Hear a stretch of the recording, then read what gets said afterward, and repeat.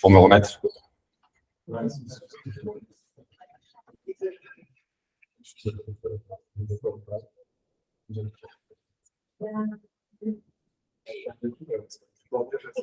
Excuse-moi, pour me remettre sur la présentation. Je suis désolé, je suis l'habitude avec les 3 doigts. Ouais.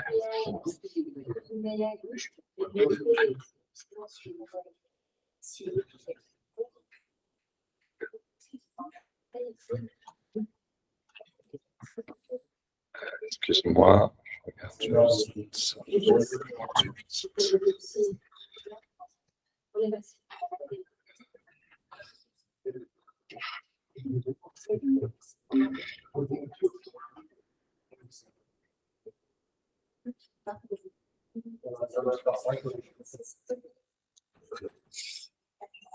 Et ben, bonjour à tous, on va démarrer, on va se lancer. Ça va faire arriver des gens, j'espère. On est quelques-uns en ligne. Est-ce qu'en ligne, vous m'entendez bien? Est-ce que vous pouvez juste confirmer sur le chat que vous voyez bien l'écran? Ouais, nickel. Oui. Merci. Et ben, merci beaucoup à la Maïf de nous accueillir aujourd'hui dans son amphithéâtre pour quelques présentations. Donc, c'est le dernier meet-up de cette année qu'on a organisé par la BELIA. Aujourd'hui, on a un programme avec 3 présentations. On va rapidement refaire une petite introduction de qu'est-ce que la BELIA, Data for Good, qui est le partenaire, et puis on aura une présentation aussi de la Maïf, qui nous accueille aujourd'hui.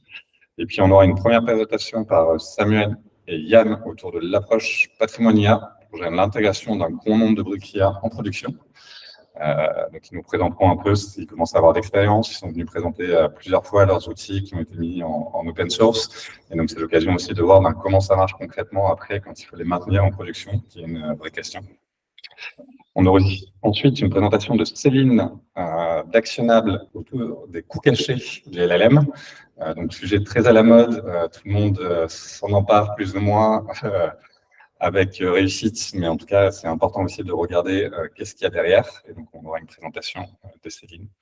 Et enfin, on terminera avec un petit teasing qui annoncera le sujet, notre prochain sujet de la rentrée, autour d'un livre blanc sur l'IA générative qui a été réalisé par Data for Good, ainsi qu'un jeu qui l'accompagne, la bataille de l'IA, qui a été réalisé entre les équipes Data for Good et les équipes de Latitude. En 2 mots, la BELIA, qu'est-ce que c'est? Donc, la BELIA, c'est une association qui est concentrée sur l'IA responsable depuis 2019. On a travaillé depuis 2019 à mettre en place, avec certains d'entre vous d'ailleurs, qui sont aujourd'hui en ligne et en présence, un référentiel pour essayer d'identifier qu'est-ce que c'est finalement la data science responsable et de confiance. Donc, on a créé un référentiel qui est un commun numérique que vous pouvez voir sur GitHub, sur nos réseaux. Et suite à ça, petit à petit, on s'est demandé comment le rendre de plus en plus utile. Et on a créé une plateforme, un outil d'évaluation en ligne qui permet à n'importe quelle organisation de s'évaluer autour de ces pratiques d'IA responsables.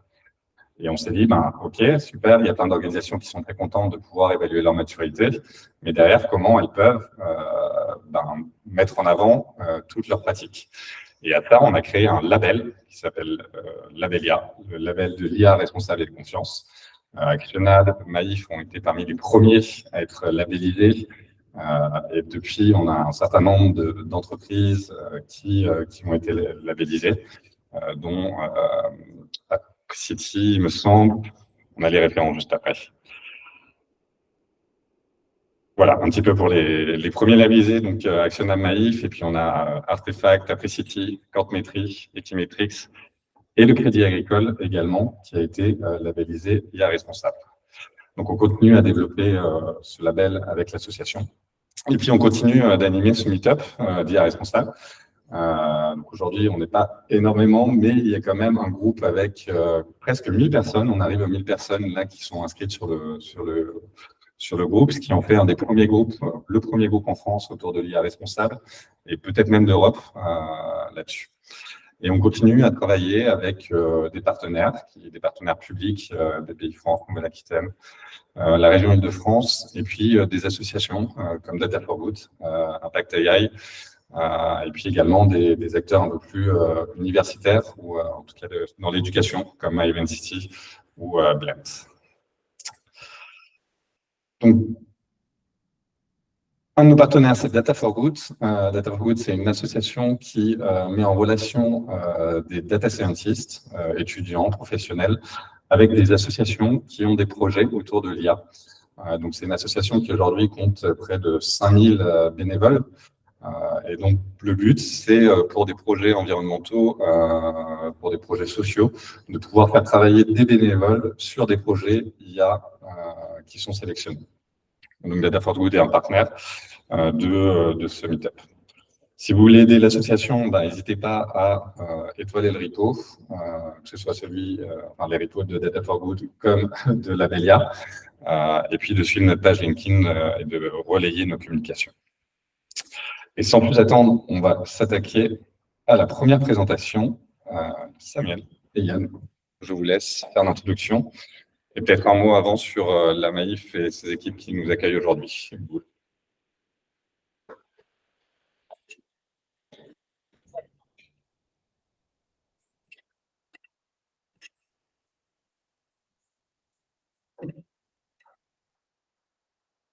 Je ne vais pas m'étendre parce que Samuel et Yann vont présenter en long, en large et en travers ce que l'on fait à la Maïf.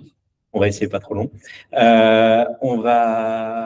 On est très heureux d'accueillir aujourd'hui ce dernier meet-up de l'année avec Labelia. On a été ravis de s'inscrire dans la démarche il y a maintenant 2 ans, presque 2 ans, pour cette labellisation. Ça nous a permis de bien évoluer dans nos pratiques et c'est toujours un plaisir de participer au meet-up et aujourd'hui de l'organiser avec Labelia. Donc, je vais laisser la place directement à Yann et Samuel qui vont présenter la Maïf, ce qu'on fait, les équipes Data IA, pour ceux qui ne connaissent pas ou peu. Et on souhaite un bon meet-up. Bonjour à tous. Et, ravi, à nouveau, je me joins à Daniel pour dire qu'on est ravis de participer à ce meet-up Labelia. Ce n'est pas le premier auquel on participe.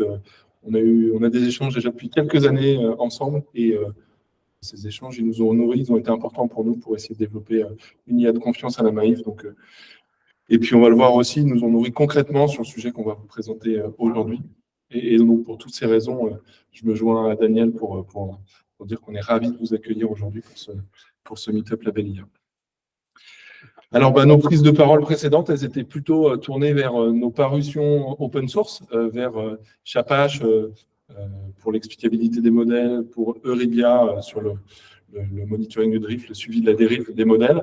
Mais là, aujourd'hui, on va se parler d'une problématique un peu plus interne, à savoir comment et pourquoi nous pilotons la qualité de notre patrimoine produit, quelle est notre démarche MLOps et finalement, comment tout cela concourt à faire qu'on développe une IA maîtrisée à la Maïf et donc une IA de confiance in fine. Mais avant de vous parler de tout ça, on va commencer par se présenter. Moi, je suis Yann Golen, je suis responsable d'équipage des data scientists à la Maïf et puis en charge aussi du sourcing de consultants externes pour venir renforcer nos équipes projets. J'anime aussi en interne la guilde Data Science, où on partage à intervalles réguliers, toutes les semaines, nos pratiques, nos cas d'usage, notre veille, etc. Bonjour tout le monde. Du coup, moi, c'est Samuel Jolin, je suis data scientist, je fais partie de l'équipage de Yann et je fais surtout partie de l'équipe qui a travaillé sur cette partie de suivi du patrimoine et de la partie MLOps. On va vous présenter juste après. Super, merci. La Maïf, tout d'abord, commençons par la base. La Maïf, c'est une mutuelle d'assurance que vous connaissez bien, qui commercialise des produits d'assurance auto, habitation, mais pas que, qui fait de la protection juridique, etc. Et puis, on est riche de 4,2 millions de clients sociétaires et on est surtout un acteur connu pour être un acteur engagé en faveur du bien commun. C'est notre signature, on est assureur militant.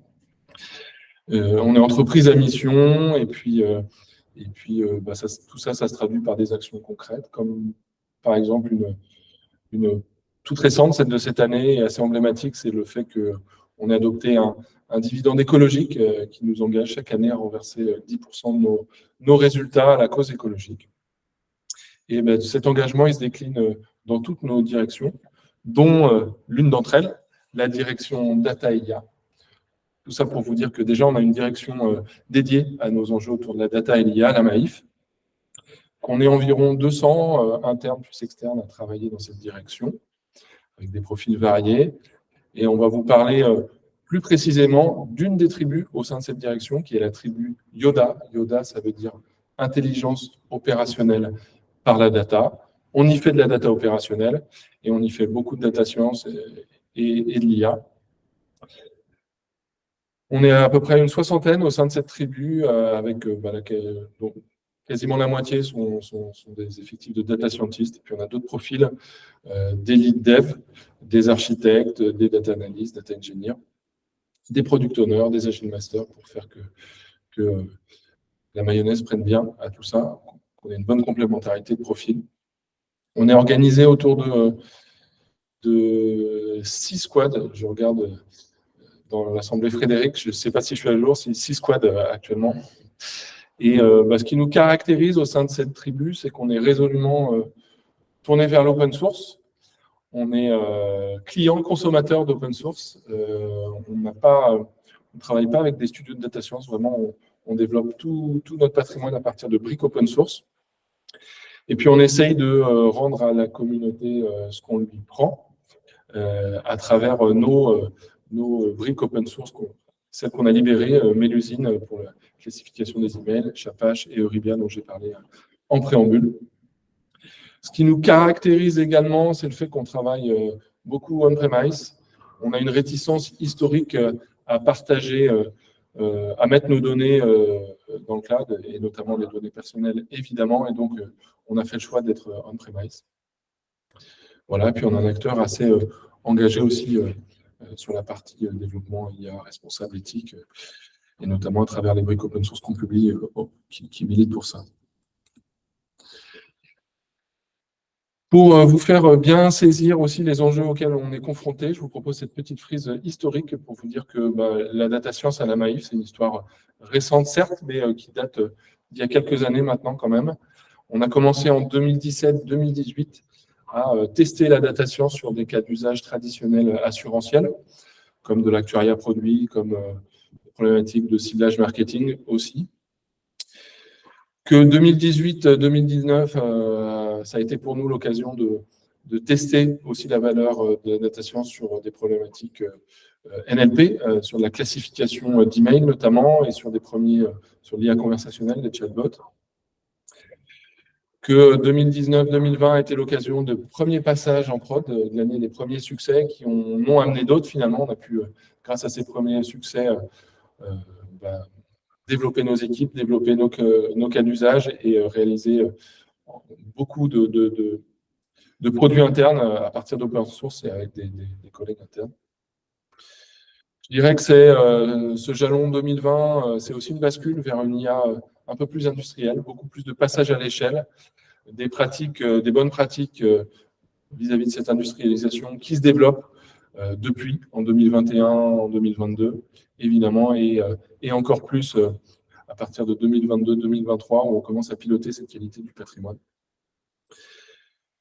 Voilà, ce que je voulais dire aussi par rapport à cette frise, c'est que depuis 2020, on observe que le métier de data scientist, il pivote un peu aussi dans nos effectifs. La dimension passage à l'échelle est aussi présente auprès de nos data scientists. Nos data scientists sont responsables de A à Z, des expérimentent certes, mais avec une vocation de passage à l'échelle, et donc les enjeux de bonne pratique de développement, d'industrialisation, elles arrivent assez tôt, dorénavant dans nos projets, et puis ça veut dire que nos data scientists, ils ont dû aussi monter en compétence sur toute une batterie justement de compétences. Et peut-être pas sur les premières années de cette frise historique. Ce qui est important à savoir aussi sur la data IA à la MAIF, c'est qu'on traite vraiment une multitude de cas d'usage. On s'est parler de NLP, de conversationnel, on a aussi du vocal, avec notre serveur vocal interactif. On a des enjeux climatiques, comme tout assureur. On fait de la data science pour être en meilleure maîtrise de nos risques climatiques. On adresse des thématiques de scoring, etc., etc. Et tout ça pour vous dire que les sujets MLOps dont on va se parler ils ont à embrasser cette multiplicité de cas d'usage, donc elles se doivent d'être assez génériques. Ça, c'est un point clé. Et l'autre point clé dans cette frise historique aussi, que je voulais mentionner, c'est les échanges qu'on a depuis quelques années avec Labelia et le process de labellisation qui a été important pour nous. On vous disait qu'on était engagé sur cette partie développement d'une IA de confiance au sein de la Maïf. Depuis quelques années, on est engagé. Cette labellisation, elle nous a permis de déjà nous conforter dans le fait qu'on n'avait pas fait fausse route, on avait validé un certain nombre d'acquis, mais elle a été aussi hyper importante pour nous pour se fixer des next steps, des jalons supplémentaires. Et bon, on pourrait en parler longtemps de cette labellisation, mais si j'avais à lister quelques points importants de ces next steps, c'est déjà la partie externalité négative de votre questionnaire qui nous a fait prendre conscience que sur les aspects green, maîtrise de notre impact carbone, on n'était pas bon. Donc il fallait qu'on franchisse de nouvelles marches, ce qu'on a fait depuis, notamment accompagné d'actionnables ici présents. Et puis l'autre point, c'est qu'on avait mis en place un bon nombre d'actions sur pas mal de parties de notre patrimoine produit IA, mais que ça manquait peut-être un peu de systématisme, que en termes de bonnes pratiques, on était au rendez-vous sur pas mal de produits, mais peut-être pas partout. Et donc, on avait intérêt à piloter un peu plus et à éponger peut-être la dette qu'on avait accumulée, la dette technique qu'on avait pu accumuler au fil des ans. On va rentrer dans le vif du sujet pour se parler tout d'abord du MLOps et de ses enjeux. Ouais. Du coup, sur la partie MLOps, principalement, ce qui est intéressant, c'est les enjeux techniques. Le principal, c'est vraiment d'accélérer la création de modèles et la mise en production de modèles, qu'on ait une espèce de CI/CD qui soit tout automatisé, pendant laquelle on va construire le modèle, on va du coup avoir un modèle entraîné, et après réussir à le livrer jusqu'en production. Donc, c'est vraiment l'idée même de ce qu'on appelle du MLOps. Derrière, ça se décline en optimisant les performances de nos modèles, parce qu'on va pouvoir les entraîner sur des serveurs dédiés avec la bonne configuration par rapport au type de modèle, avoir des modèles qui sont mieux optimisés. Derrière, ça augmente la quantité de modèles qu'on peut faire dans la même période de temps, parce que si tout est automatisé, il y a moins d'actions manuelles, et donc on a plus de temps pour faire la création de modèles, plus que vraiment toutes ces étapes qui étaient longues et fastidieuses. Et enfin, ça sécurise tous les déploiements, parce qu'il y a moins d'actions manuelles, donc moins de risques d'erreur, moins de rollback, ce genre de choses. Et après la partie enjeu organisationnel, comme on en parlait juste avant, on a une multitude de cas d'usage, et l'aspect MLOps permet de rationaliser tous ces usages et d'avoir un aspect homogène, que chaque brique fasse à peu près la même chose dans à peu près tous les mêmes cas d'usage, même si les modèles sont différents. In fine, ça se construit à peu près toujours pareil, et c'est toujours automatisé de la même façon. La thématique IA de confiance maintenant, évidemment, le MLOps apporte une certaine forme de standardisation, une certaine forme de systématisation aussi, et ça permet de faire gagner du temps aux data scientists. Donc, quand on traite de thématiques de traçabilité des entraînements, d'historisation, de datasets, d'apprentissage, de tests, de versionning des modèles, de documentation standardisée, ça, évidemment, le MLOps concourt à une IA de confiance. Enjeu métier, enfin, peut-être, pour vous dire deux mots, c'est peut-être un aspect moins visible des métiers, mais faire du MLOps, évidemment, on accélère le time to market, donc le métier en bénéficie.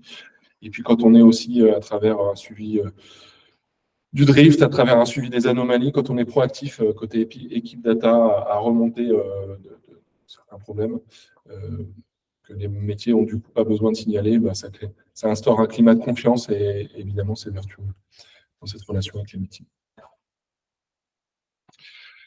Alors pour le reste de la présentation et la façon dont on parle aussi du sujet en interne Maïf, on a splitté tout ça en deux.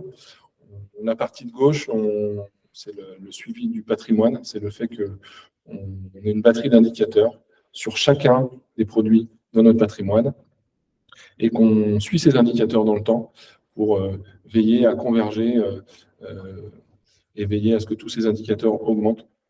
Donc on va détailler un petit peu plus cette partie-là en temps 1, avant de parler en temps 2. de la partie automatisation des entraînements et donc plutôt le futur de nos produits. Sur la partie suivi du patrimoine, on est plutôt sur l'historique, entre guillemets. Et là, on s'intéresse vraiment sur nos nouveaux produits, comment est-ce qu'on peut faire pour, comme on disait avant, accélérer cette partie-là, automatiser. Donc, automatiser l'entraînement, automatiser les mises en production, automatiser la labellisation, le monitoring, ce genre de choses. Sur la partie stack technique, donc quand on est plutôt sur la partie suivi du patrimoine, on est plutôt dans une stack DevOps. On va plutôt s'intéresser à la qualité du code, à l'historique, nos repos, comment est-ce qu'ils sont construits, documentés, ce genre de choses. Et sur la partie plutôt entraînement automatisé, on est plutôt dans une approche MLOps, où on va être plus sur la partie génération de modèles, outils qui permettent de faciliter la création des modèles, ce genre de choses, et le rendre disponible. Alors, si on se parle de la partie de gauche, donc suivi de la qualité de notre patrimoine, qu'est-ce qu'on fait? J'ai commencé à vous le dire. Pour chacun des produits de notre patrimoine, on suit un certain nombre d'indicateurs. Quels sont-ils, ces indicateurs? Le premier axe qu'on regarde, c'est déjà bonne pratique de développement. Est-ce que sur chacun de nos produits, on a un guide flow conforme? Est-ce que les équipes ont mis en place un système de pull request, un système de revue de code qui permet de sécuriser chaque évolution de notre patrimoine et qui permet aussi de gérer le backup dans nos équipes? Le fait qu'il y ait des revues de code, ça permet une certaine sécurisation du backup.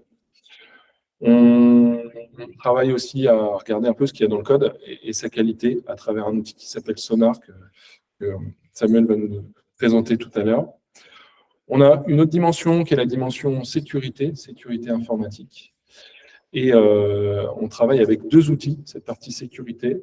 La première partie, c'est ce qu'on appelle le passeport sécurité. En fait, c'est une aide au questionnement que chaque data scientist suit sur le produit qu'il développe par rapport à la typologie de cas d'usage qu'il adresse, quels sont les risques auxquels il est particulièrement,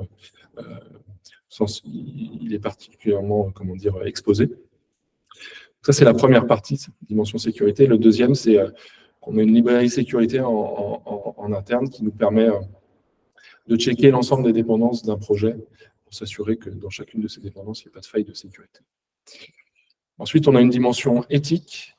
La dimension éthique, alors là, pour le coup, ça marche comment? C'est un questionnaire, en fait, que chaque équipe de data scientist qui travaille sur un produit est tenue de répondre, avec l'idée de checker un ensemble de garde-fous, l'idée d'avoir une trace sur comment ont été construits les datasets conservés aux entraînements, quelles ont été les données utilisées, s'assurer qu'il n'y a pas de biais discriminatoire dans ce qui a été mis en œuvre, et s'assurer tout un ensemble de bonnes pratiques. Et donc, on a une traçabilité de tout ça. Ensuite, autre indicateur, la thématique supervision, le fait que chaque solution qui est déployée fait l'objet d'une supervision. Et enfin, les enjeux green, sur lesquels finalement, on est encore au début. L'idée étant qu'on puisse mesurer un impact carbone à chaque entraînement, réentraînement et aussi sur la partie inférence des solutions qu'on construit. Alors tout ça, tous ces indicateurs-là, ils sont collectés de façon automatique mensuellement et ils nous permettent de consolider un tableau de bord. Ce tableau de bord, il est partagé déjà avec l'ensemble des data scientists pour que tout le monde voit comment on progresse dans ces indicateurs. Et puis, il n'est pas partagé qu'avec les data scientists, il est partagé aussi avec les product owners de chacune des squads, avec l'idée qu'on soit aussi dans une forme de dialogue pour ce pilotage de la qualité de notre patrimoine produit, qu'on convienne par le dialogue de quelles sont nos priorités. On ne peut pas travailler sur tous ces indicateurs en même temps, donc on est obligé de convenir d'indicateurs prioritaires. En ce moment, c'est plutôt l'indicateur Sonar qui est prioritaire. Et puis, on essaie de contractualiser aussi avec ces product owners qui sont pris entre deux feux, c'est-à-dire qu'ils ont des enjeux métiers, ils sont attendus par des directions métiers qui ont besoin qu'on leur livre des produits d'IA, et dans le même temps, il faut qu'ils fassent de la qualité et qu'ils épongent leur dette technique. On est dans une forme de dialogue pour réussir à faire coïncider tout ça. Ces ateliers, ce pilotage, on l'a mis en place il y a un peu plus d'un an, et au début,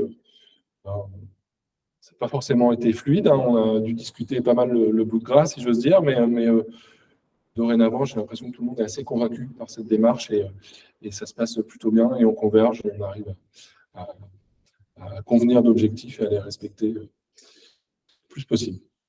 Une question. Vas-y, je t'en prie. Est-ce que sur Sonar, moi je peux pas utiliser encore, est-ce que c'est un catalogue de tests qu'on peut choisir que Sonar va faire dans la base de code, ou est-ce que tu décris, tu implémentes des tests? On y arrive. Je te propose de garder ta question. On va présenter l'outil et puis on répondra à toutes les questions que la présentation n'aura pas. Je vais juste répondre juste après, c'est celle d'après. Sur la partie suivi du patrimoine, donc on s'est organisé principalement autour de GitHub, parce que GitHub, c'est notre référentiel de code. Donc, c'est là-dedans qu'on a normalement tout le code qu'on utilise. Et on s'est dit que pour maîtriser notre patrimoine, ben, si on maîtrisait tous nos repos qui sont sur Git, on aura maîtrisé tout notre patrimoine. En tout cas, d'un point de vue Yoda Data, ce ne sera pas forcément le cas pour toute la Maïf, mais ça, c'est autre chose. Et donc, on va récupérer toutes les informations, récupérer à qui elles appartiennent, parce qu'après, si on veut faire un point avec les différents PO pour savoir à qui les projets ils appartiennent, on va récupérer la documentation, l'analyse Sonar, qu'on va parler juste après, les informations à propos du déploiement pour récupérer, par exemple, les numéros de version, savoir quand est-ce qu'on a livré, est-ce qu'on est adéquat entre la recette, la prod, ce genre de choses, est-ce qu'il n'y a pas des incohérences. Et enfin, on va conglomérer tout ça dans plein d'indicateurs, dont ceux qu'on vous a présentés juste avant, et certains autres qui sont plus d'un point de vue technique. Et on arrive enfin à Sonar. Pour permettre d'avoir des indicateurs assez fiables, on a utilisé Sonar, qui est un outil qui était déjà disponible à la DSI Maïf, qui est en gros un produit qui va passer sur le code à partir d'un ensemble de profils et de règles qu'on a définis pour notre langage, va analyser si on respecte ces règles. Pour Python, grosso modo, c'est est-ce qu'on respecte bien PEP8 et est-ce qu'on respecte certaines autres règles de nommage que nous, on aura pu définir, ou certains types de on n'a pas mis le mot de passe en clair, ce genre de petites regex qui vont aller chercher des informations dans le code. Et si il y a un truc qui pour lui est mal codé, je ne sais pas moi, une boucle for qui lui plaît pas, il va nous dire ici vous devriez le coder d'une autre façon parce que ça c'est plus optimal. Depuis je sais pas moi, Python 3.10, on a changé cette façon de faire. Oui, du coup, avec Sonar aussi, on remonte le coverage des tests qui ont été faits en amont dans la pipeline de CI/CD. Dans la pipeline de CI/CD, on fait des tests unitaires et ces tests unitaires sont remontés dans Sonar pour savoir où est-ce qu'on est passé sur le code ou pas. Et en plus de ça, il y a la partie sécurité que Yann parlait juste avant qui va aller lire les dépendances et regarder s'il y a une faille de sécurité qui a été trouvée dans nos dépendances. Donc, c'est un peu un outil magique qui passe sur le code et qui vérifie à peu près tout ce qu'on voulait regarder, hormis la partie Gitflow. Grosso modo, Gitflow, on a oublié de le gérer autrement. Mais bon, ça, c'est un autre débat. Là-dessus, la problématique qu'on parlait juste avant, c'est que Sonar, vu que ça a fait de la qualité de code, le code qui n'était pas en qualité, du coup, va sortir en erreur, entre guillemets. Donc, c'est assez contraignant de le passer sur l'historique.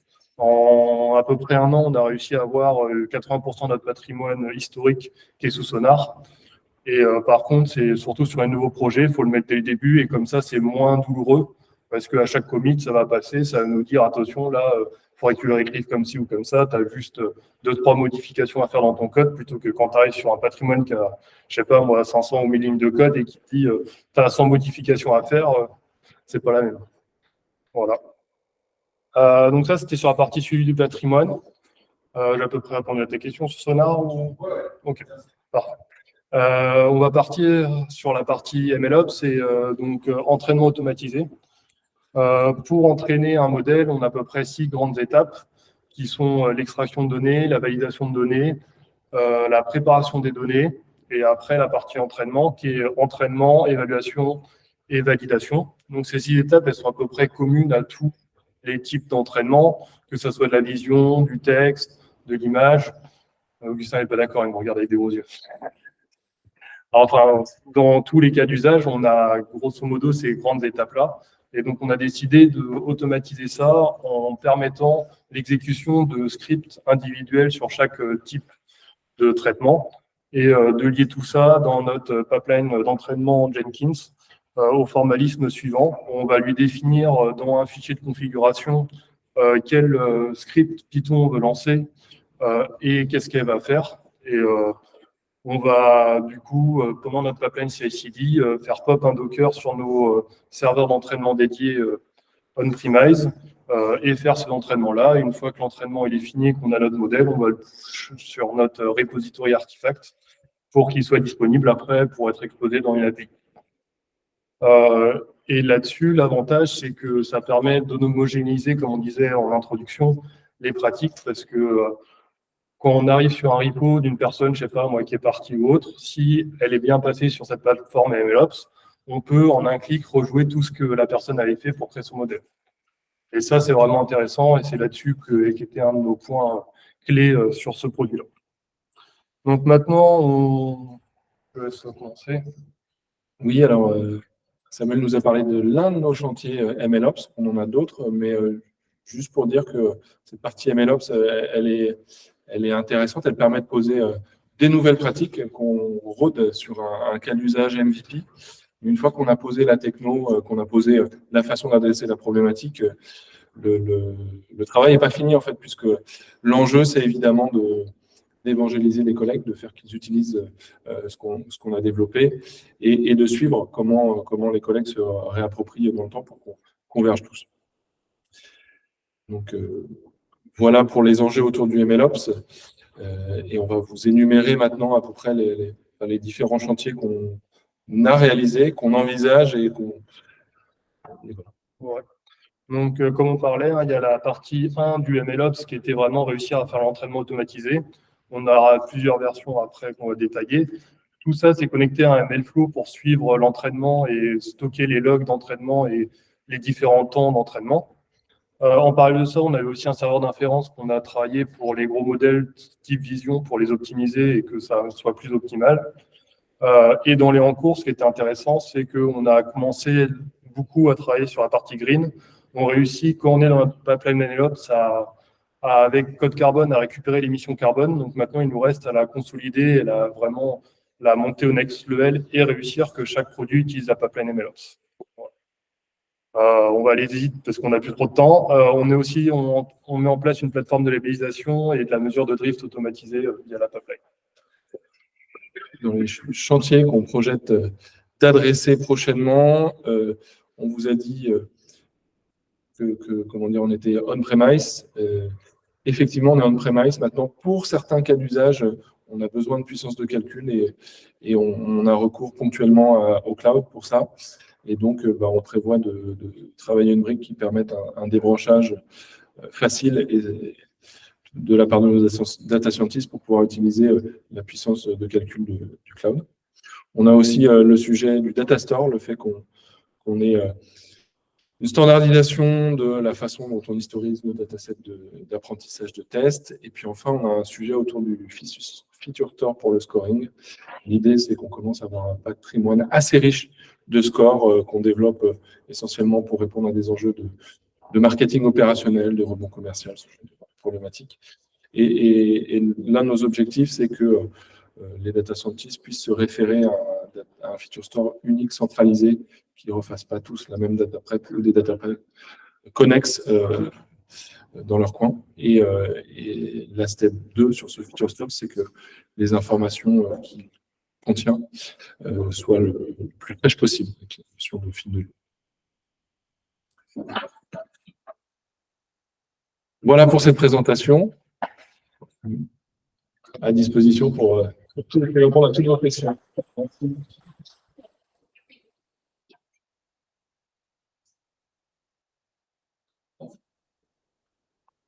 On a une question. J'ai une question sur le pour on dit que c'est très sur la mesure de j'imagine que c'est encore très beaucoup.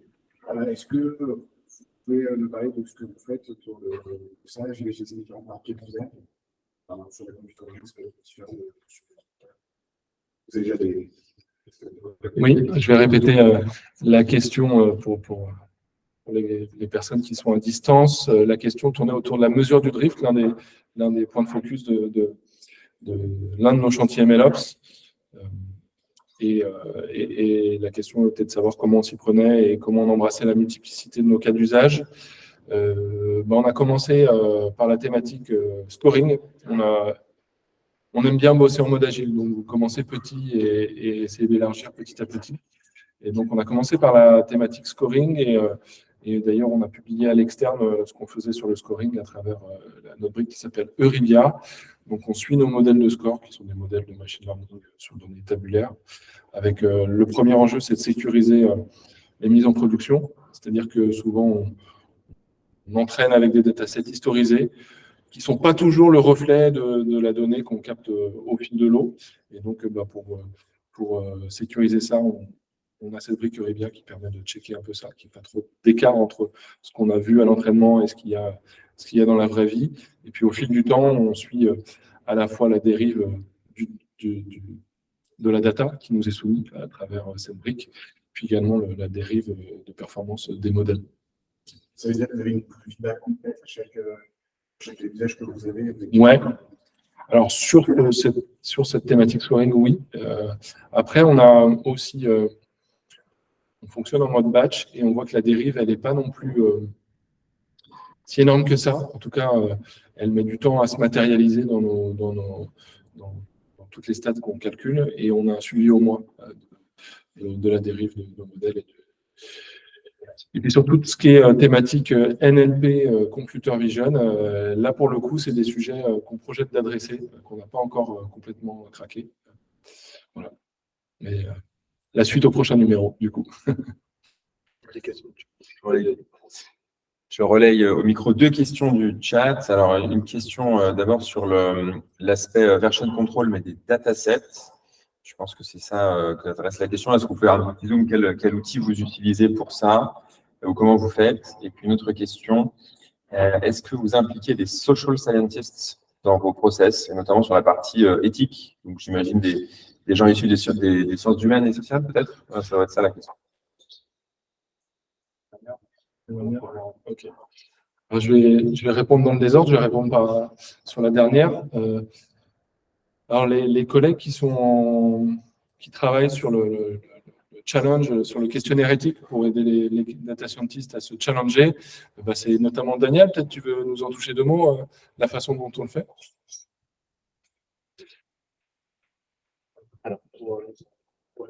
Alors, du coup, oui, sur ce sujet en particulier, on n'a pas donc de personnes qualifiées, sociologues ou qui a fait ces études. Par contre, on reste en veille sur toute la production qui peut y avoir aujourd'hui disponible pour essayer de rester au maximum à l'état de l'art. On a aussi participé par le passé à des projets de recherche sur ces sujets-là, notamment avec l'université de Stanford il y a quelques années, où il y avait ce sujet de comment gérer comment prendre en compte tous les aspects éthiques dans les domaines financiers et de l'assurance. Du coup, il travaille aussi sur ces sujets et ça a été assez inspirant. Mais c'est aujourd'hui ce qu'on a voulu au maximum, c'est impliquer les data scientists et les métiers dans les réflexions. Tout l'aspect éthique, on le voit aussi sous le prisme donc des valeurs et de la culture Maïf, où on a déjà tout un socle de valeurs éthiques liées à notre activité et la manière dont on souhaite la mener, qui s'est aussi incarné ensuite dans la société à mission, et qu'on souhaite appliquer au maximum à la manière dont on construit des modèles. En engagement concret, c'est dès 2017, il y a eu une charte qui a été publiée par la Maïf. C'est un engagement qu'on fait vivre autour du numérique et avec cet engagement que le numérique soit utilisé et conçu à la Maïf au service de l'humain. Et donc ça implique beaucoup de choses, et notamment que l'humain soit toujours en contrôle. Donc le principe de Human in the Loop qui est aujourd'hui présent dans la plupart des recommandations et qui est important pour nous, que non seulement on permette que les décisions soient toujours prises en finalité par l'humain, et que quand il y a une recommandation, au maximum, donner une visibilité à l'humain de l'explicabilité de cette recommandation. Et c'était de là qu'ont découlé tous les travaux sur Chapache, notamment, que vous pouvez utiliser sur vos modèles de machine learning. Donc c'est un peu ce qui nous guide. On essaye de ne pas se perdre dans tout ce qui peut être assez aussi presque trop déconnecté du terrain sur l'éthique. On essaie d'être au plus proche des problématiques métiers et des enjeux que ça peut porter pour nous dans notre manière de faire de la data science et de développer nos produits. Je ne sais pas si ça répond à la question, mais c'est un peu pour expliquer la démarche. Puis pour te compléter, Daniel, sur les collègues qu'on a associés à cette réflexion, on a parlé dans la présentation d'un questionnaire éthique auquel on soumettait chaque data scientist qui développe un produit chez nous. On ne l'a pas construit seul, on l'a construit quand même avec notre DPO, avec nos collègues qui travaillent à la gouvernance de la donnée chez nous. Et je vais répondre à la première question qui était à propos des versionning de datasets. C'était le sujet du Data Hub, de réussir à l'avenir d'avoir un data hub qui versionne nos données pour qu'on puisse rejouer exactement le même modèle dans le temps. Actuellement, on versionne que les modèles parce que les données, c'est trop de contraintes quand il y a des volumétries trop importantes. Sur des petits modèles avec des données qui sont vraiment légères, comme, je sais pas moi, des chatbots, on versionne les données parce que ça prend pas beaucoup de place. Par contre, tous les modèles qui sont un peu lourds avec des données vraiment volumineuses, on ne peut pas encore actuellement versionner les données pour entraîner nos modèles. On versionne vraiment que la partie modèle créée. Mais c'est un sujet qu'on projette c'est un sujet néanmoins qui était en cours dans nos slides, qu'on a commencé à travailler et qui n'est pas fini. Sur la technique. Ouais. Voilà. Bah, du coup, il y a un collègue qui vient de nous confirmer qu'on versionne les jeux de labellisation. On n'a pas forcément tous les jeux d'entraînement, mais au moins ceux qui ont été labellisés, c'est ça. Voilà.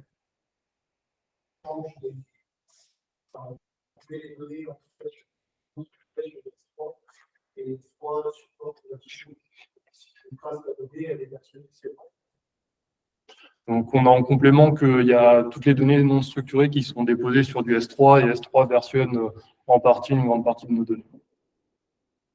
Ceux qui sont en ligne.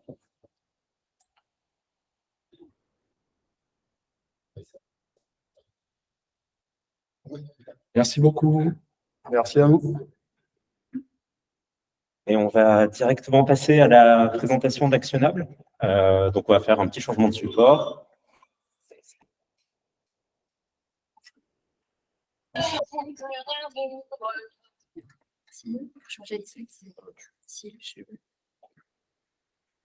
beaucoup. Alors, bonjour à toutes et à tous. Je m'appelle Céline Albi, je suis manager data science chez Actionnable et je suis heureuse aussi aujourd'hui de vous présenter ces quelques slides autour du Green AI et l'impact environnemental du coup des LLM. Donc, pour parler en 2 mots d'Actionnable, on est un cabinet de conseil engagé pour la transition écologique. Donc, du coup, notre engagement, c'est d'aider nos clients à accélérer leur transition écologique grâce à la data et à l'IA. Donc, vous voyez bien évidemment notre fierté au label IA sur la première slide. Donc, on est aussi certifié LNE parmi les premières entreprises engagées pour une IA de confiance. Alors, je vais commencer avec quelques concepts en lien avec les climats. Du coup, d'abord, le climat n'est pas une opinion, c'est une réalité. La Terre, elle a 9 limites. On a 9 limites planétaires dont on a déjà dépassé 6. Et dernièrement, on a dépassé la limite de l'eau fraîche potable. Et voilà, cette année, c'était le dernier dépassement qu'on a eu. Donc, face à ces dépassements-là, il faudrait quand même agir. Déjà, pour le numérique, on est quand même... voilà, on pollue quand même un peu. Vous voyez la partie du coup des émissions carbone du numérique et la partie d'IA qui est incertaine parce qu'on n'estime pas forcément cette partie-là. À date, en fait, comment dirais-je, la tendance aujourd'hui, c'est plus 8% par an. Mais si on continue aujourd'hui avec l'évolution du coup, tout ce qui est IA générative, etc., l'ADEME a sorti une étude comme quoi d'ici 2050, le taux d'augmentation sera de 370. Donc quand même, voilà, ça fait réfléchir, surtout que ça risque d'exploser et ça continue. Pourquoi cette explosion-là? Simplement, ce que vous voyez à gauche, c'est qu'en fait, la tendance est exponentielle avec le nombre de paramètres et la complexité des différents modèles qui augmentent avec le temps de manière exponentielle. J'insiste sur le fait que tous les schémas que vous voyez à l'écran sont avec des échelles logarithmiques. Donc, même si vous voyez des évolutions linéaires, ça ne l'est pas. Vous voyez en haut à droite, du coup, l'évolution des GFLOPS. Donc, ce sont on va dire, les besoins en compute qui augmentent aussi de manière exponentielle. Mais malheureusement, toute la progression qu'on pourrait avoir sur l'efficacité énergétique de l'infrastructure ne pourrait pas compenser cette évolution-là. Et du coup, ce que vous voyez en bas à droite, aussi une évolution exponentielle des besoins énergétiques, notamment pour les best-in-class, donc tout ce qu'on voit aujourd'hui, les leaders du l'IA sur le marché. Donc, on parle efficacité énergétique, on parle empreinte carbone, mais il y a bien d'autres, on va dire d'autres impacts environnementaux de l'IA. Donc, on va regarder ou du numérique globalement. Donc, vous voyez l'efficacité énergétique à gauche avec EcoWatt, on a été sensibilisé. La limite planétaire sur l'eau, si vous le savez, à chaque requête qu'on voit, à chaque dialogue avec ChatGPT, ça a été dit que ça consommerait une bouteille d'un demi-litre d'eau. Donc, quand même, avec le dépassement de la limite planétaire de l'eau, ça fait aussi réfléchir. Et en fait, tout ce qui est infrastructure et hardware pour le numérique et pour l'IA nécessite l'extraction des métaux assez rares. Je vous invite à regarder un grand reportage il y a 4 jours sur TF1 sur le cobalt et le cuivre. Au Congo, c'est vraiment intéressant à regarder. Ça peut ouvrir les yeux, ça peut sensibiliser à l'impact de ces extractions-là sur certains pays dans le monde.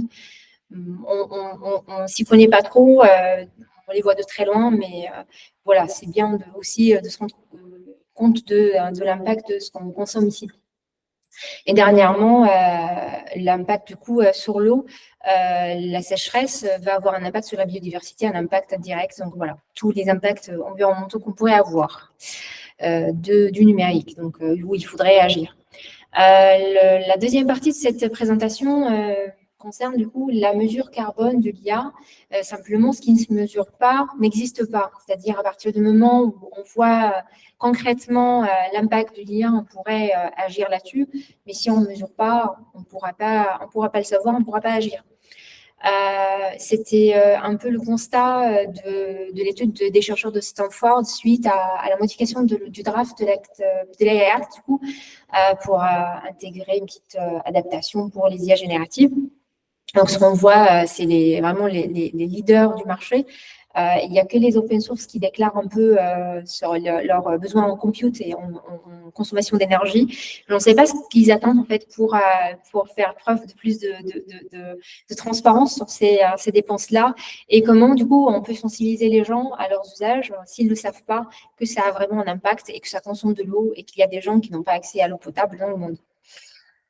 Parmi du coup les best-in-class, il y a Bloom. Donc, ils ont publié un article scientifique avec du coup des détails sur ce qui a été énergie consommée dans tous les modes possibles durant le projet. Donc, vous voyez, on passe du simple au double ou même au triple quand on passe du dernier modèle développé pour Bloom à tous les modèles intermédiaires, y compris le dernier, et à tous les équipements utilisés pendant le projet. Du coup, voilà, les ordres de grandeur, c'est important. Et les scopes qu'on intègre dans le calcul de l'empreinte carbone d'un projet IA, c'est aussi important. Ça peut changer, du coup, le résultat et les plans d'action. Je vous partage une estimation pour ChatGPT, là en l'occurrence c'est GPT-4, donc une estimation faite au doigt mouillé, parce qu'aujourd'hui on ne dispose pas beaucoup de données. Et voilà, avec l'information que j'ai à peu près estimé les coûts d'inférence de GPT-4. C'est à peu près à l'année du coup, la consommation d'une ville de 45 000 Français. Voilà, c'est assez important en ordre de grandeur. Encore une fois, c'est une estimation et c'est justement avec les données dont on se dispose aujourd'hui. Pourquoi, du coup, on n'a pas plus de transparence sur les empreintes carbone de ces projets? On ne comprend pas trop, surtout que les méthodologies carbone existent, cela fait déjà 20 ans. Dans toutes les industries, on mesure déjà cette empreinte et il y a des exigences pour toutes les entreprises de bien déclarer leur empreinte carbone sur tous les scopes.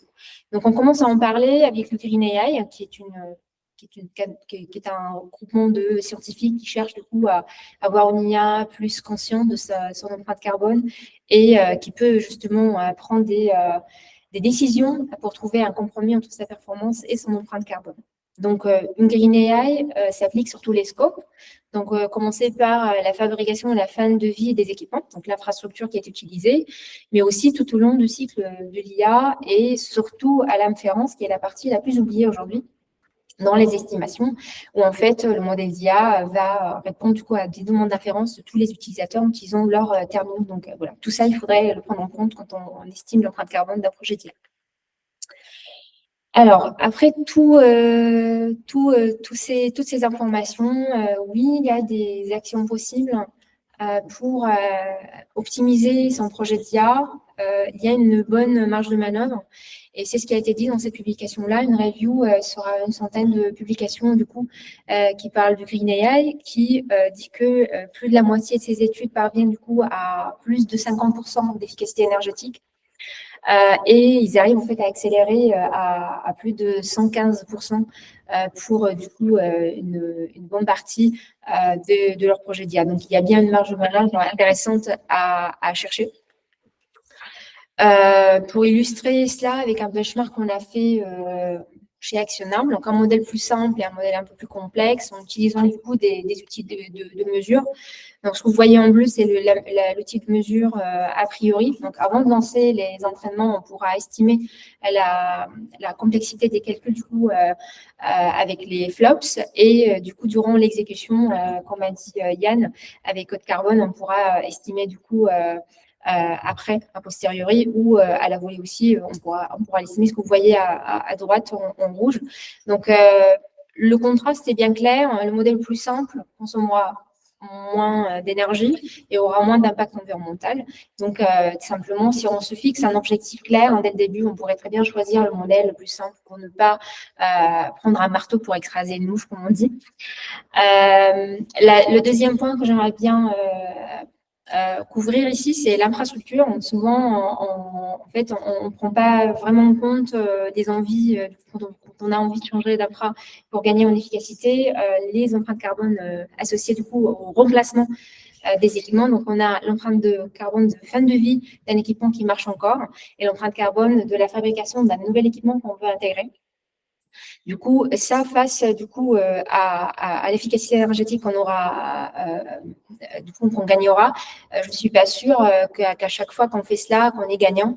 Au final, en termes d'empreinte carbone, pour Meta, ils disent que leur empreinte carbone a explosé depuis 2018 avec leur projet d'IA. La majeure partie qui a vraiment explosé, c'est la partie infrastructure, sur quoi ils n'arrivent pas à agir. Et la partie grise que vous voyez, c'est là où ils essaient de trouver des énergies renouvelables, justement des solutions vertes. Mais encore une fois, le constat aujourd'hui, c'est que les GPU sont sous-utilisés à peu près entre 30 et 50% sur le marché. Donc oui, il y a du gâchis et il faudrait vraiment raisonner les changements d'infrastructure. La partie inférence, en effet, elle est très peu traitée dans les publications. Pourtant, ça dure plus longtemps que les autres.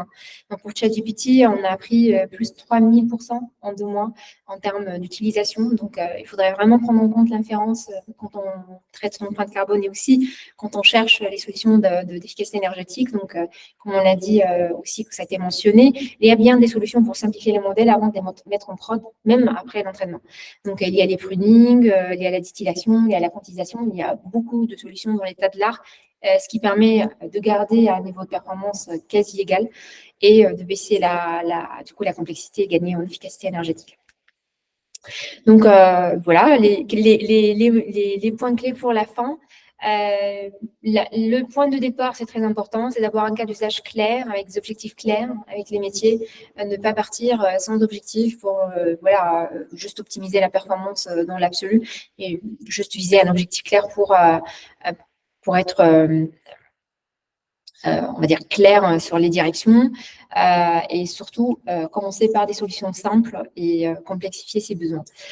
Utiliser un LLM, bien évidemment, si ça apporte on va dire, de la valeur ajoutée, il n'y a pas d'autre solution, bien évidemment, mais dans ce cas-là, réutiliser l'existant et surtout customiser minimum avec des solutions efficaces et garder ce monitoring de l'efficacité énergétique sur tout le cycle de vie de votre modèle, de votre projet. Et surtout, ne pas oublier les fournisseurs cloud et les data centers qui sont pas très, on va dire, réels, qui sont plutôt virtuels pour les utilisateurs, mais qui sont des postes d'émission importants. Et au final, la recommandation, c'est plutôt d'intégrer cette démarche to Clean AI avec une démarche du numérique responsable, justement pour embarquer tout le monde et avoir du coup une collecte de données plus efficace et plus agile. Voilà à peu près, j'espère ne pas avoir dépassé le temps. Merci beaucoup de votre attention et s'il y a des questions, à votre disposition.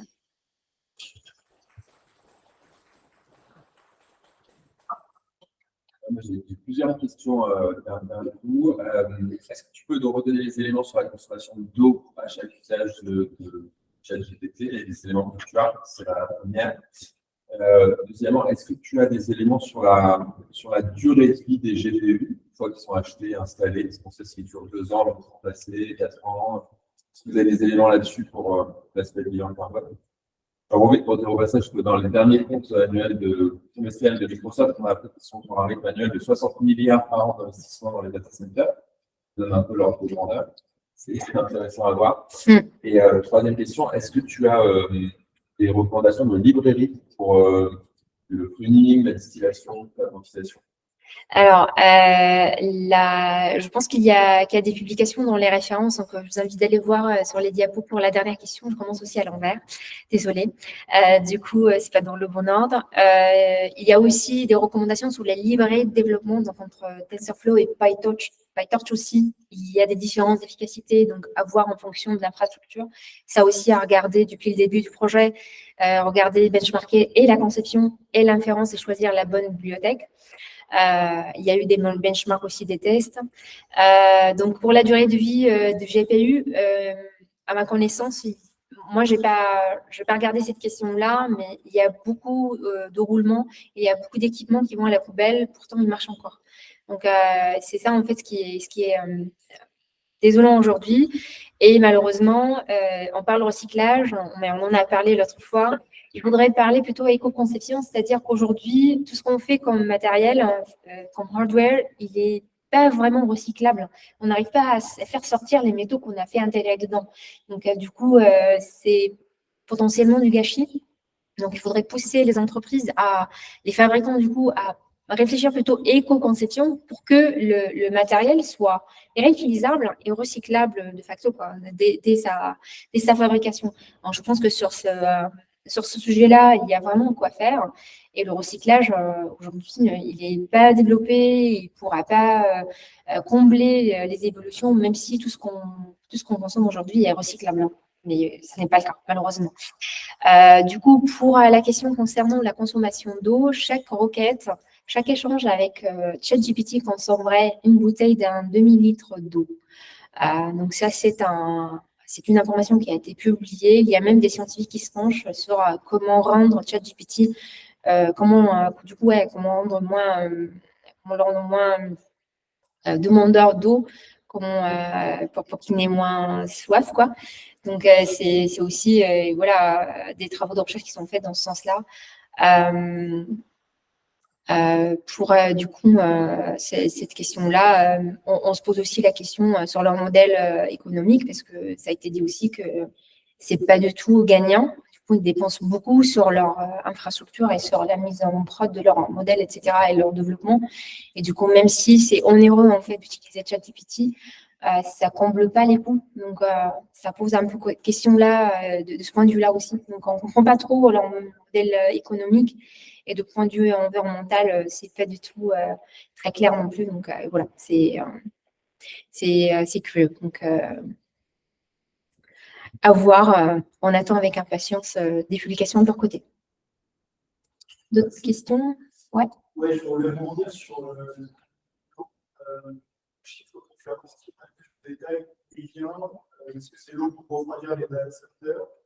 Si oui, est-ce que de l'eau dans un région de data center, un endroit qui est déjà froid de base, un pays qui est froid, ajouter de l'eau d'abondance, quel est l'impact de ça vraiment localisé par rapport à des essais vraiment localisés ailleurs? Enfin, le chiffre donné comme ça, c'est un chiffre qui est vraiment impactant pour le monde public, traitement en impact environnemental localisé à un gros data center. Est-ce que ça demande de problème? En fait, là aujourd'hui, on puise beaucoup de l'eau localement, donc pour certains endroits, même aux États-Unis, ça pose problème. Même pour mettre de l'eau dans des bouteilles à partir de l'eau de source, donc c'est un vrai sujet. Aujourd'hui, beaucoup de data centers cherchent à faire des trous dans leurs murs, justement, faire passer l'eau pour refroidir, parce qu'avec les climatiseurs, ça ne suffit pas vraiment. Et ça consomme du coup de l'électricité. Et il y a des fuites, du coup, des liquides qui ont un impact environnemental aussi. Donc voilà, on essaie de chercher des solutions pour refroidir avec l'eau. Et malheureusement, souvent, c'est l'eau potable qui est utilisée. Donc ça puise du coup dans l'eau potable. Justement, la publication dont j'ai parlé cherche des solutions à peut-être faire des entraînements quand il se fait super beau avec des panneaux solaires pour justement avoir de l'énergie renouvelable au moment où on entraîne. Oui, mettre les data centers à côté des sources d'eau où il n'y a pas de sécheresse, mais ça reste, on va dire, des solutions. Ça consomme toujours de l'eau, ça consomme toujours de l'énergie. Ça résout partiellement le problème, mais pas vraiment à la source, quoi. Donc, ça reste une question ouverte et c'est un vrai sujet sur quoi on essaie de se pencher, quoi. C'est juste pour avoir des comparaisons, par exemple, par une centrale nucléaire.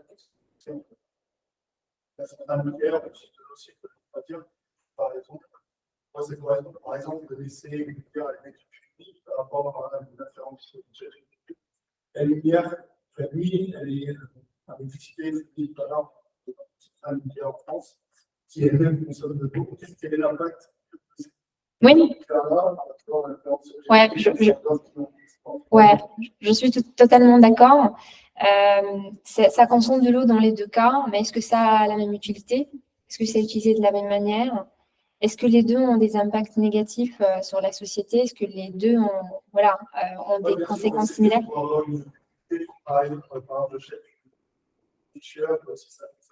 Oui.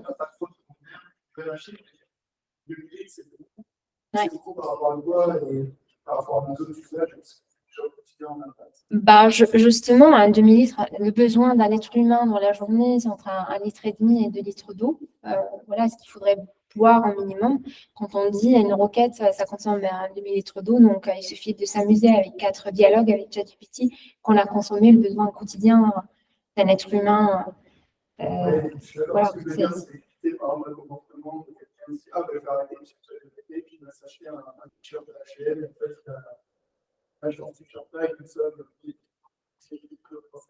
oui. Après, là, on parle des LLM, ce sont des ordres de grandeur. Après, voilà, il faudrait objectiver et voir ça à l'échelle, comme tu dis, tu as raison. Là, on a des milliards de requêtes à ChatGPT, ça fait une bonne quantité d'eau. Je l'avais même cité dans la slide, la quantité d'eau utilisée par les numériques. Je pense qu'il y a un chiffre clé quelque part. J'ai perdu la presse.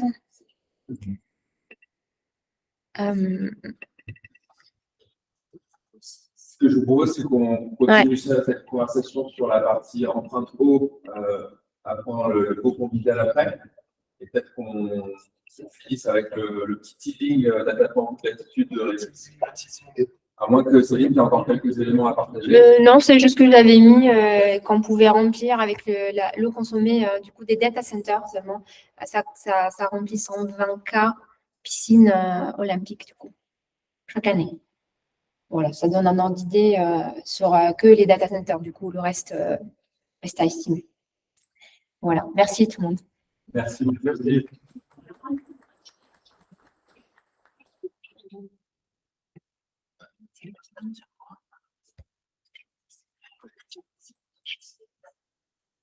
Bonjour à tous. Alors moi, je n'ai pas de présentation, ça sera rapide. Je m'appelle Rémi Barque, je suis bénévole chez Data for Good et chez Latitude. Je viens vous introduire le contenu de la prochaine conférence qu'on va faire avec Labelia. Avec Data for Good, on a écrit un livre blanc sur les grands défis de l'IA générative. Le projet il a commencé il y a 1 an, où on parlait beaucoup des opportunités de l'IA, mais on parlait peu des risques. Et on s'est dit qu'on allait faire appel à un projet et se dire, OK, comment est-ce qu'on peut sensibiliser le grand public à ces enjeux? Donc, on a écrit sur la fiabilité d'informations. Est-ce que le résultat de l'IA, on peut s'y fier? On a écrit aussi sur les biais algorithmiques. Donc, vous savez, l'IA va accentuer les biais qui sont dans notre société. Troisième partie, on a parlé de la propriété intellectuelle. Et enfin, de l'environnement. Donc, on reviendra sur certains sujets, la consommation des LLM.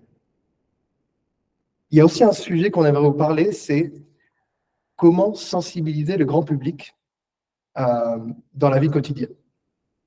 Et c'est le pari qu'a fait Latitude en disant, OK, Data for Good, on sort un livre blanc qui fait 120 pages.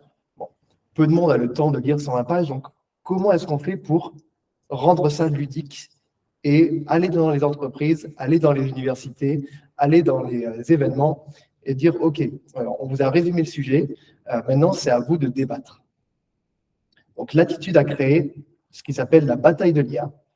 C'est un workshop de 2 heures. Et donc on vous révélera comme le contenu de l'atelier. Et on a hâte de vous retrouver dans janvier, février 2024 du coup.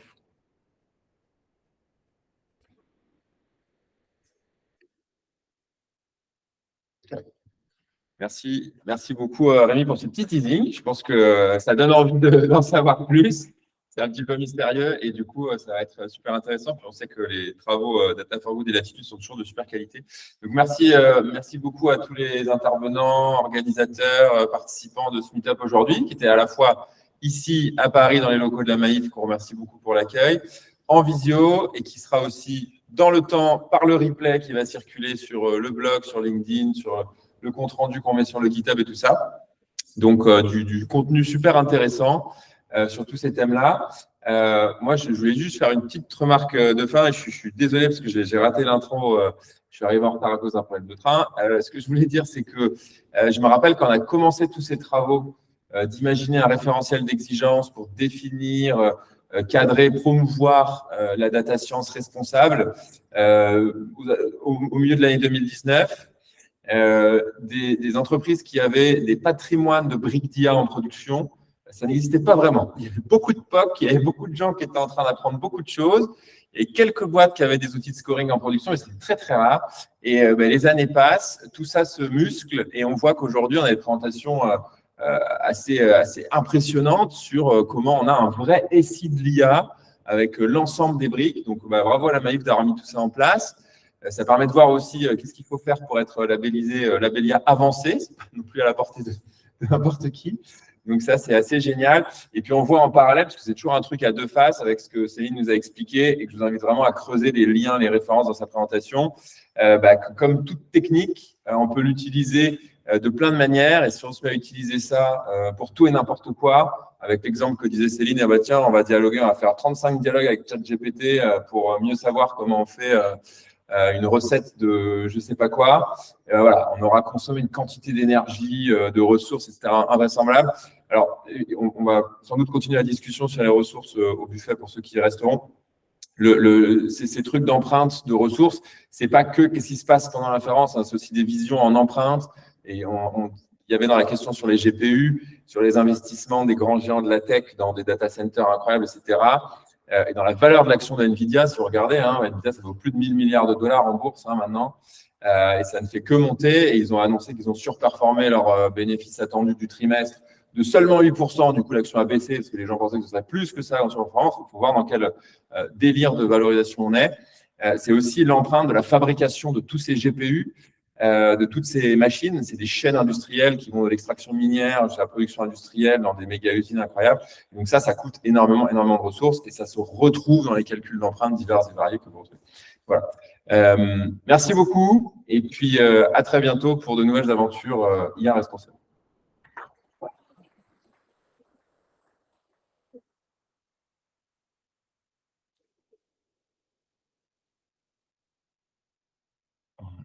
On va se déconnecter du call.